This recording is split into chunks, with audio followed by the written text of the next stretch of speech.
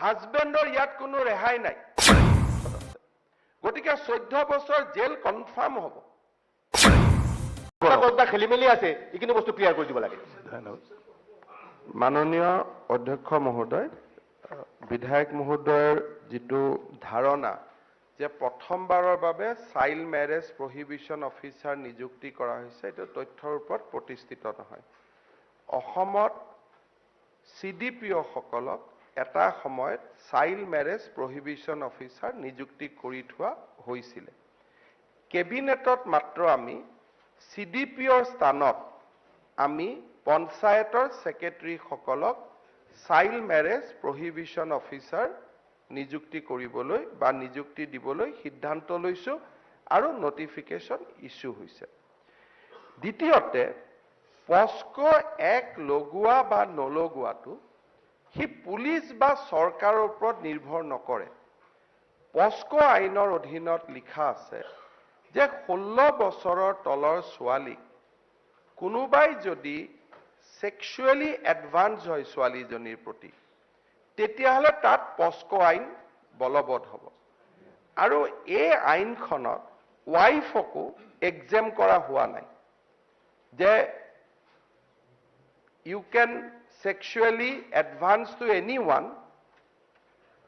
which will be crime but excluding wife এই শব্দটো তাতে নাই তাৰ পৰিপ্ৰেক্ষিতত পুলিচ ইজ ডিউটি বাউন্ড যদি কোনোবা ছোৱালীৰ গাত তাৰ বয়স যদি 16 তলৰ হয় 14 তলৰ হয় তাত ক্যাটেগৰি অফ অফেন্সেস আছে আৰু পস্কো আইনত ইমানো আছে যে বিধায়ক এজনেও যদি গম পায় যে এই ছোৱালীজনীৰ ওপৰত কোনোবাই হাত দিছে এনিবডি তেওঁ গম পোৱাৰ লগে লগে ইয়াত ক্লিয়াৰলি কোৱা আছে যে সেকশন 5(1) of the POCSO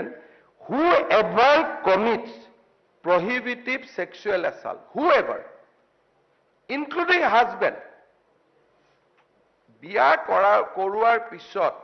18 বছৰ বয়সলৈকে যদি আপুনি সেক্সুৱেলি এডভান্স নহয় তেতিয়াহলে পস্কো এক নালাগে এটা আপুনি কৈছে কোনে ক'ব কোনেও ক'ব নালাগে বাচ্চাটোৱে প্ৰমাণ দিব সেক্সুৱেল ইন্টাৰকোৰ্স নোহোৱাকৈতো বাচ্চাটো হ'ব নোৱাৰে আৰু সেই ছোৱালীজনীয়ে যে সন্তান জন্ম দিছে সেই এভিডেন্সটো আমাৰ লগত আছে গতিকে 14 বছৰ জেল কনফাৰ্ম হ'ব যিসকলে ছোৱালীক বিয়া কৰালে বাচ্চা জন্ম নোহোৱাকৈ আছে তেওঁলোকৰ ওপৰত পস্কো এক হয়তো প্ৰমাণ কৰাত আমাৰ দিগদাৰ হ'ব পাৰে ছোৱালীজনীয়ে কোৰ্টত নকব পাৰে কিন্তু বাচ্চা থাকিলেতো তেওঁ ক'ব নোৱাৰে যে উইদাউট ইন্টাৰকোৰ্স মোৰ বাচ্চা জন্ম হৈছে বুলি গতিকে that is sufficient evidence for police to book any person under the POCSO act আৰু ইয়াত যদি আপোনালোকে ল্যাঙ্গুৱেজ চাই তাত লিখা আছে as per section 5(1) of the POSCO Act whoever commits penetrative sexual assault on a child is liable even husband is liable no protection is given to the husband section 5 anot likha ase any relative of a child taku include kori thua hoise aru jikono khetrote ছোৱালীজনীক পস্কো একটে কয় যে ছোৱালী এজনীৰ ওপৰত কোনোবাই যদি হাত দিয়ে ইট যৌন from sexual point of view it should be considered as a rape হাজবেণ্ডৰ ইয়াত কোনো ৰেহাই নাই হেকাৰণে সৰু ছোৱালীক বিয়া কৰোৱা আৰু বিয়া কৰাই যৌন সম্পৰ্ক স্থাপন কৰা it is a crime under the POSCO Act আৰু বিধায়ক সকলে যেতিয়া আইনৰ বিৰুদ্ধে ক'ব যে আপোনালোকে লগাব আপোনালোকে নলাগাব কোনটো জায়গাত এটো অধিকাৰ দিয়া হোৱা নাই যে এট দা ডিসক্ৰিপশন অফ পুলিশ যে পুলিশে লগাবও পাৰে নলগাবও পাৰে তাত ক্লিয়াৰলি লিখা আছে যে পুলিশে লগাবই লাগিব ইয়াৰ পিছত এটা নতুনকৈ there was a rumor spread by someone that High Court has criticized the government I have asked Advocate General repeatedly that any stricture has been made by High Court. He said no. I am saying with authority.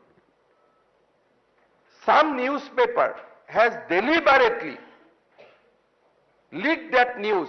that High Court is not happy with the government of Assam for invoking POSCO Act. But how, it is not a question of happy or unhappy. Till High Court strike down the POSCO Act,